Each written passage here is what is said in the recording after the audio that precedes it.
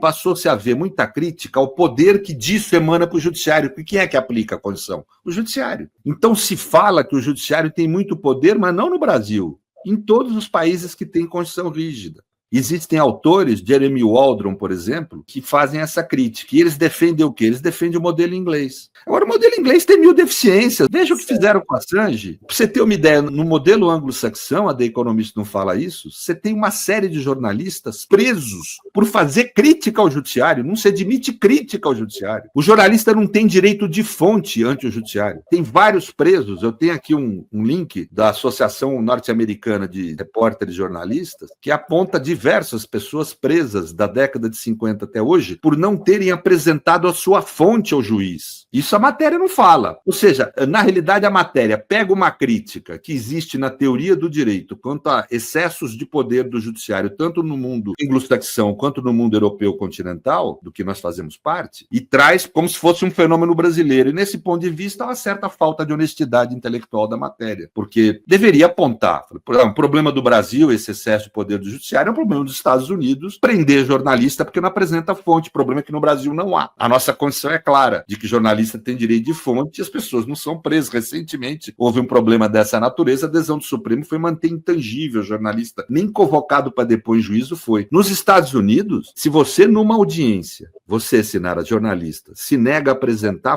o nome da fonte numa audiência, você sai presa, sem inquérito, sem processo. O nome disso chama-se Contempt of Court. É um dispositivo que tem no Código Nacional norte-americano. Se você faz a crítica ao judiciário numa coluna sua, é aberto inquérito policial e processo crime contra você se o juiz entender que a sua crítica interfere no processo judicial. Isso ocorre nos Estados Unidos. A The Economist fica quieta. Então, é que eu te falo, não me pareceu uma matéria tão desequilibrada quanto as versões, mas é evidente que ela tem um déficit cognitivo em relação ao direito e uma certa desonestidade intelectual a trazer o problema como se fosse só um problema brasileiro, como se todo o resto do mundo tivesse imune. Isso no momento em que a jurisdição americana prendeu gente que executou a tentativa lá de atentado ao Capitólio e deixou Trump solto.